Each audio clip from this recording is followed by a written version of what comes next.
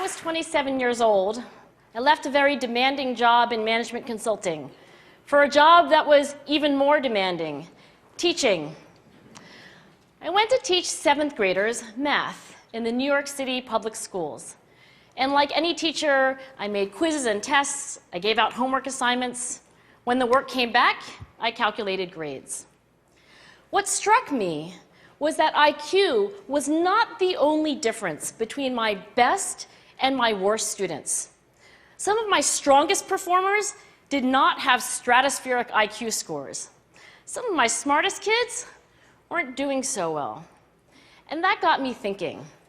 The kinds of things you need to learn in 7th grade math, sure, they're hard. Ratios, decimals, the area of a parallelogram. But these concepts are not impossible. And I was firmly convinced that every one of my students could learn the material if they worked hard and long enough. After several more years of teaching, I came to the conclusion that what we need in education is a much better understanding of students and learning from a motivational perspective, from a psychological perspective. In education, the one thing we know how to measure best is IQ. But what if doing well in school and in life depends on much more than your ability to learn quickly and easily? So I left the classroom and I went to graduate school to become a psychologist. I started studying kids and adults in all kinds of super challenging settings. And in every study, my question was, who is successful here and why? My research team and I went to West Point Military Academy. We tried to predict which cadets would stay in military training and which would drop out. We went to the National Spelling Bee and tried to predict which children would advance farthest in competition. We studied rookie teachers working in really tough neighborhoods, asking which teachers are still going to be here in teaching by the end of the school year. And of those, who will be the most effective at improving learning outcomes for their students? We partnered with private companies asking which of these salespeople is going to keep their jobs and who's going to earn the most money. In all those very different contexts, one characteristic emerged as a significant predictor of success.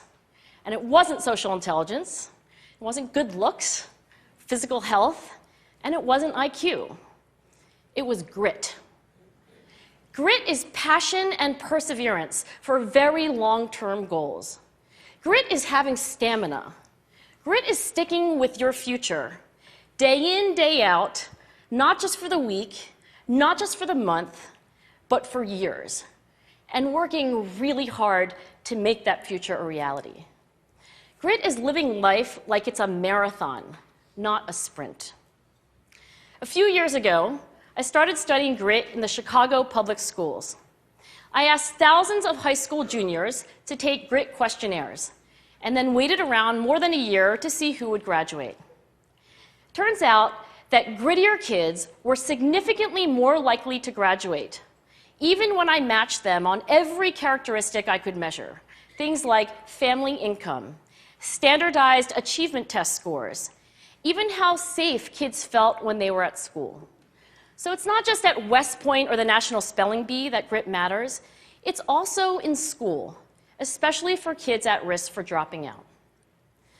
To me, the most shocking thing about grit is how little we know, how little science knows about building it. Every day, parents and teachers ask me, how do I build grit in kids? What do I do to teach kids a solid work ethic? How do I keep them motivated for the long run? The honest answer is, I don't know. What I do know is that talent doesn't make you gritty.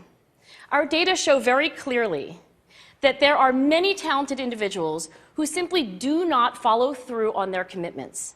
In fact, in our data, grit is usually unrelated or even inversely related to measures of talent.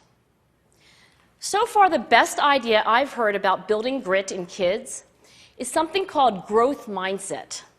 This is an idea developed at Stanford University by Carol Dweck, and it is the belief that the ability to learn is not fixed, that it can change with your effort.